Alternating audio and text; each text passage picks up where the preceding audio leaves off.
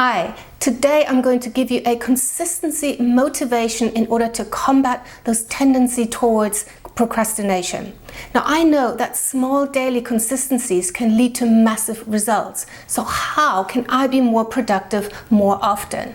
Now, a book called Influence made me think about consistency in a new way and quite amazingly had an impact on how productive I was when I made this tiny little shift to consistency being the key focus of my day. Researchers of the psychology of compliance basically found 6 principles that make us comply to a request. This is, of course, used every day to make us buy stuff that we don't need or to convince us that we do really need it. Now, I first read this book to find out how I could be less of a sucker to agree to things I don't really want or want to do. But that got me thinking and curious, if these tactics are so powerful, was there a way that I could use them in order to overcome my chronic procrastination habit? Now, the first compliance principle is about the power of consistency. And this is exactly what I was looking for. I want to be more consistent in being productive. The consistency principle is about our deep desire to be and to appear to be consistent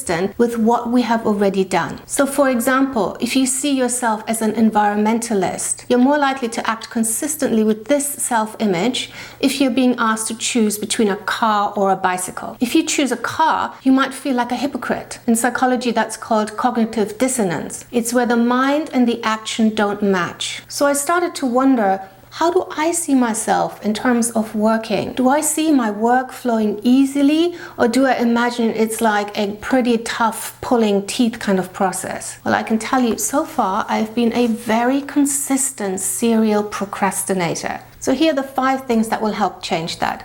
Number 1, putting a lot of extra effort into commitment will lead to greater compliance. And they found writing is a magical tool. So you've heard this before, writing down your goals or your New Year's determinations is a lot more effective than just thinking them. So I use the commitment device of writing every day now. Ticking off the list of what I have accomplished really reinforces to see me as an accomplisher as opposed to a dilly-dallyer. Really, every week it gets easier to stay in line with this image of myself as a doer and someone capable of working longer without distractions. 2, the more public the stand we take is, the more reluctant we are to break it. So public declarations are powerful motivators and people want to stay true to what they have said they were going to do. You will have that resilience when the temptations come up to stick to your goal. When I took the step to tell my friends that I was doing a weekly YouTube video, I felt greatly committed to that goal. So I said I was going to do a Thursday upload every week, and I can tell you that on Wednesday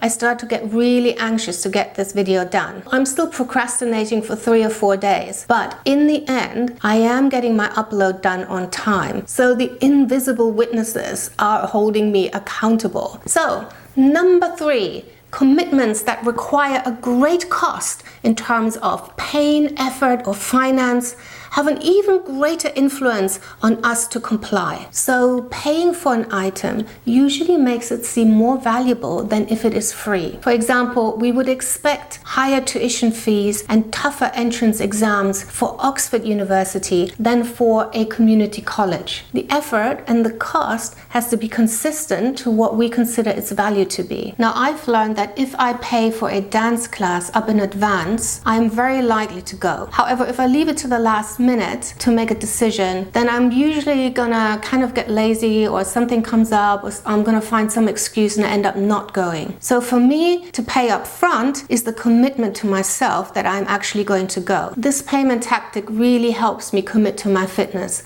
I know I would not be anywhere near as fit as I am now if I did not always pay for courses, not just for one class, but preferably for as many classes as possible up in advance. Now, I know some people have gym membership and they never go. Instead of a membership to a place, I prefer to commit to people. And the people in the class, they know me, and that plays a big part in me not wanting to miss a lesson. It links to the public witness principle. So the next point, number 4, it has to do with foot in the door. So of course, that's a very popular marketing technique. They get you to make a small commitment, just sign up for a small thing or get a free newsletter, and that creates an arrangement with with them, and it builds a relationship, and you're much more likely then to commit to more and bigger things. So your overall goal might be to write a novel or to become an entrepreneur, but if you break it down and agree to a small 10-minute step, you've made an agreement with yourself that you are starting this.